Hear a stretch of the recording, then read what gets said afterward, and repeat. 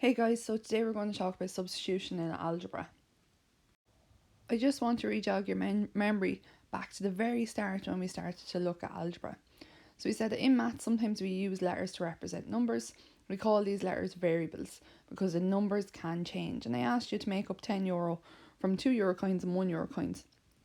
And here are all the different options that you came up with. And I said these variables, so x, which is the number of €2 coins, and y is the number of €1 coins, we could represent them using this equation. So 2x plus 1y equals to 10. So what does this equation represent? 2x plus 1y equals 10. And I talked with you about this as well. Let's take any one of your options here. So let's maybe take the 4 and the 2. Okay, so if I replace x with 4, so 2 by 4, and I replace the y with 2, I should get 10. And if I multiply those, 2 by 4 gives me 8, plus 1 by 2 gives me 2, does give me 10. Okay, so that's what these letters represent. They're variables and they represent other numbers.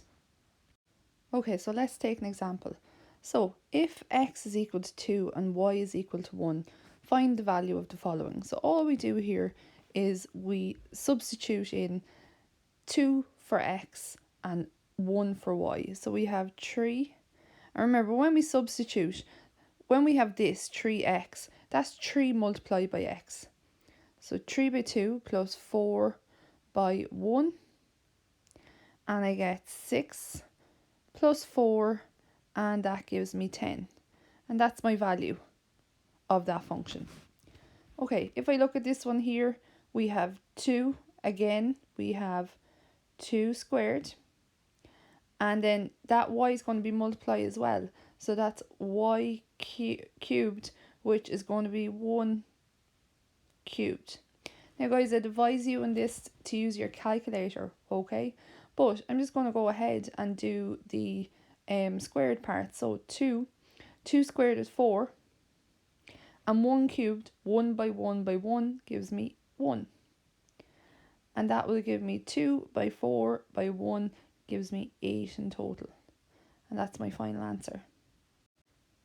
Okay guys, now it's your turn. Pause the video here, have a go with these two questions, and then when you're done, press play and I'll go through the workings. Okay, let's go through the workings. So we have 3 by 4 minus 2 by minus 2. Remember our integers. Plus 3. So 3 by 4 gives me 12. Minus 2 by minus 2 gives me plus 4. And then we add 3, and that gives me a total of 12 plus 7, 19. Now guys, I want the workings shown, so I do not want you to go from here right down to here. You have to show me these workings, really important for junior cert.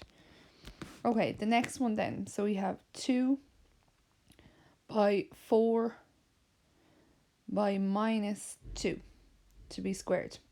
Okay, so I don't mind if you use your calculators. For example, if you want to find out what minus 2 to be squared is, that's fine.